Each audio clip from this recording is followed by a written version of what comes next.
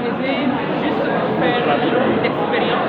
Parce que comme nous intervenons dans plusieurs établissements, aujourd'hui il est important de rassembler les différents établissements pour qu'ils discutent entre eux, pour qu'ils partagent leur expérience, pour qu'ils trouvent des perspectives ensemble.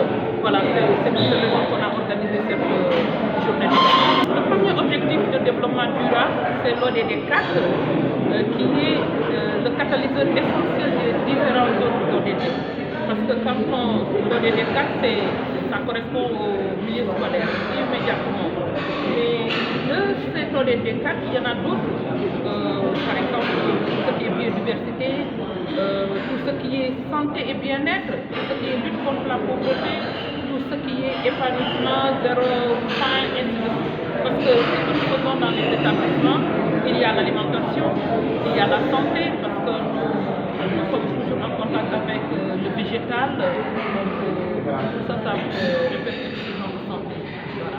En fait, au Sénégal, nous avons, depuis l'existence de Biodiversity for Peace jusqu'à maintenant, nous avons accompagné 37 établissements, mais aujourd'hui, 23 sont très engagés et nous n'accompagnons aujourd'hui, nous accompagnons aujourd'hui que 23 établissements. Et quand on vient dans un établissement et qu'on voit que les conditions de pérennisation de l'action ne sont pas toutes réunies, on commence d'abord par régler ces difficultés. Je donne l'exemple de Kennedy où nous sommes. Quand nous sommes arrivés, c'était un couloir. Les enseignants avaient peur parce que c'était envahi par les gens qui sont derrière, c'est Koloban. Donc on a transformé cet espace en espace de cohésion, espace pédagogique et social.